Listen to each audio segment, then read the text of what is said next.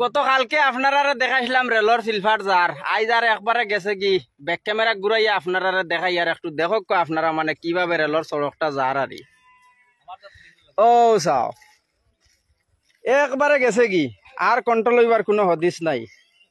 আর যত টাকাও করছো আর হইতো না, আর যত ভাতর হলাও আর হইতো না।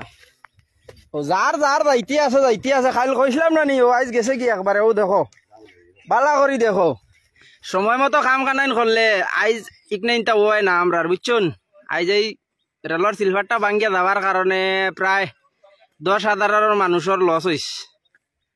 ও দেখো আপনারা মানে একবারে শেষ। ও যাও বালা করি দেখো, আর টিকিটা নাই এখন। আর জিসিপি আর আপ ডাউন নাই এখন, আর দায়িত্বে আছে জিসিপি আপ ডাউন করে ভাঙ্গিছিন। ও ভাইলা খাটাখাল নদী আর ও ভাইলাই রেলর সড়ক শেষ একবারে। তোরা ভিডিওটা শেয়ার মারবা বুঝছো নি, আরো কিছু মানুষের দেখবার সুযোগ করে দিবা। ইবাই দি গিয়া মানুষের বাড়ি নো গিয়া ধরিলিস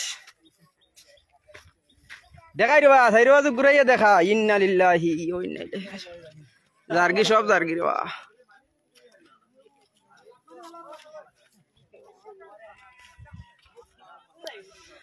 সারায় বইয়া দেখতরা আইয়া রেল চড়ক যার আর আমরাও দেখি আর হে আর ইনো ভিডিও বানাইনি তাই তো না, হেও জার্গি অন্য ভাই বুঝছো নি। লাস্ট ম্যাচ দেখানি দেখাই লিলাম আর আপনারা শেয়ার মারবার আমরাও যাই আর কি আস্তে আস্তে।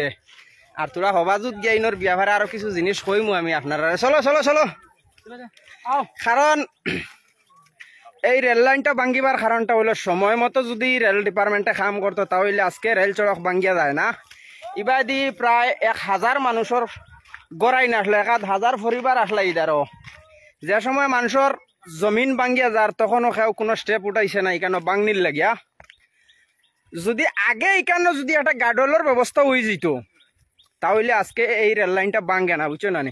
বর্তমানে প্রায় রেল ডিপার্টমেন্টে কোটি কোটি টাকা মিজোরাম করছি আর সাইরং পর্যন্ত ট্রেন বর্তমানেও যার, কিন্তু এখন সাইরং পর্যন্ত যাইতে পারতাম না, এখনও শেষ হয়ে গেছে কি বুঝছো নি। তো বিশেষ করে আপনারা কই আর আইবা আইয়া রেল লাইন গুতা দেখবা, ভিজিট করবা আর লাইভটা শেয়ার করে দিয়া আর কিছু মানুষের দেখার সুযোগ করিয়ে দিবা।